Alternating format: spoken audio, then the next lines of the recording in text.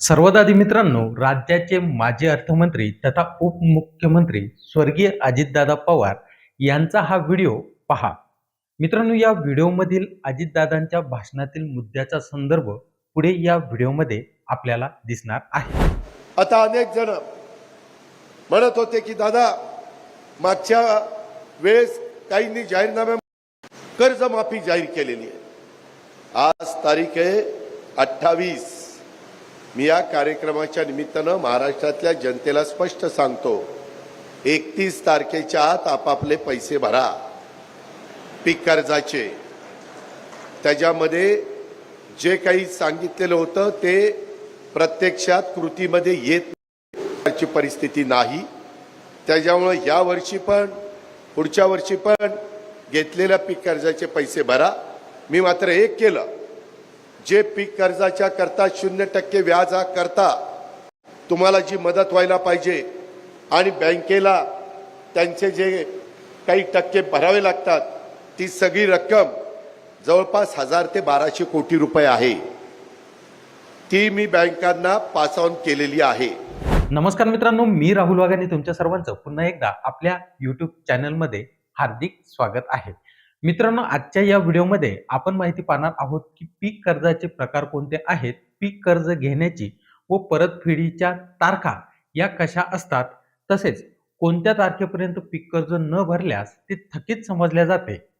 मित्रांनो, ही माहिती पाहिल्यानंतर तुम्हाला स्वतः समजेल की महाराष्ट्र सरकारने नुकत्याच जाहीर केलेल्या पुण्यश्लोक अहिल्यादेवी होळकर 2 लाख रुपये थकीत कर्जमाफी करिता तुम्ही पात्र आहात की नाही.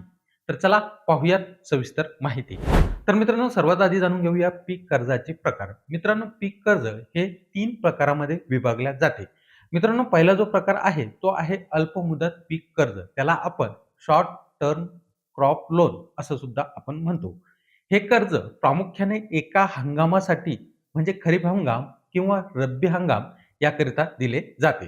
मित्रांनो, बी बियाणे, खते आणि मजुरीचा खर्च भागवण्यासाठी हे कर्ज शेतकऱ्यांना मिळते. याची मुदत मित्रांनो साधारणपणे 12 ते 15 महिने असते. मित्रांनो, दुसरा पीक कर्जाचा प्रकार आहे मध्यम मुदत कर्ज, मीडियम टर्म लोन.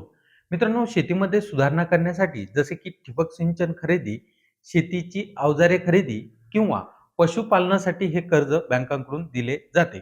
मित्रांनो, याची जी मुदत असते ती 15 महिने ते 5 वर्षापर्यंत असते. मित्रांनो, तिसरा आणि शेवटचा पीक कर्जाचा प्रकार आहे तो आहे दीर्घ मुदत कर्ज.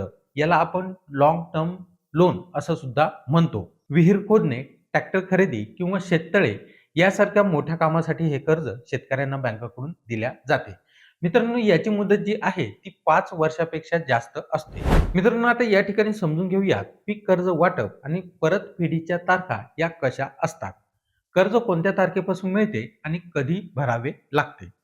या ठिकाणी मित्रांनो आपण अल्पमुदत पीक कर्जाची माहिती या ठिकाणी पाहणार आहोत, कारण कर्जमाफीकरिता अल्पमुदत पीक कर्जाचाच समावेश या ठिकाणी करण्यात येतो. मित्रांनो, महाराष्ट्रात कर्ज वाटप साधारणपणे 1 एप्रिल पासून खरीप हंगामासाठी पीक कर्ज वाटप सुरू होते. तर रब्बी हंगामासाठी हे वाटप सप्टेंबर ते ऑक्टोबर दरम्यान होते. आता मित्रांनो, घेतलेल्या पीक कर्जाची परतफेड कोणत्या तारखेपर्यंत करायची असते. तर मित्रांनो, नियमानुसार तुम्ही घेतलेल्या पीक कर्जाची परतफेड तुम्हाला पुढील वर्षीच्या 30 जून पर्यंत करणे अनिवार्य असते. उदाहरणार्थ मित्रांनो, जर तुम्ही एप्रिल 2025 मध्ये खरीप हंगामाकरता पीक कर्ज घेतलेले असेल तर त्याची परतफेड तुम्हाला 30 जून 2026 पूर्वी करावी लागेल. तर मित्रांनो, आता या ठिकाणी कर्जमाफीकरिताची सर्वात महत्त्वाची माहिती ती म्हणजे थकीत पीक कर्ज कधी समजल्या जाते. तर मित्रांनो, एखाद्या शेतकऱ्याने बँकेने ठरवून दिलेल्या मुदतीत म्हणजेच 30 जून पर्यंत कर्जाचा हप्ता किंवा पूर्ण कर्ज व्याजासह भरले नाही तर 1 जुलैपासून ते कर्ज थकीत मानल्या जाते. मित्रांनो, शासनाने 30 सप्टेंबर 2025 पर्यंत थकीत असलेले पीक कर्ज माफ करण्याची घोषणा केलेली आहे. म्हणजे काय, तर ज्या शेतकऱ्यांनी जून 2025 मध्ये आपले पीक कर्जाचे नूतनीकरण केलेले असेल तर असे शेतकरी या कर्जमाफी योजनेकरिता पात्र ठरणार नाही. मित्रांनो, शोकांतिका अशी आहे की राज्याचे माजी उपमुख्यमंत्री स्वर्गीय अजितदादा पवार यांनी 28 मार्च 2025च्या भाषणात सांगितले होते की 31 तारखेच्या आत शेतकऱ्यांनी आपले पीक कर्जाचे पैसे बँकांकडे परत भरा. यावर्षी पण म्हणजेच जून 2025 पर्यंत आणि पुढच्या वर्षीचे पण म्हणजे जून 2026 चे पण पैसे या ठिकाणी बँकांना परत भरा.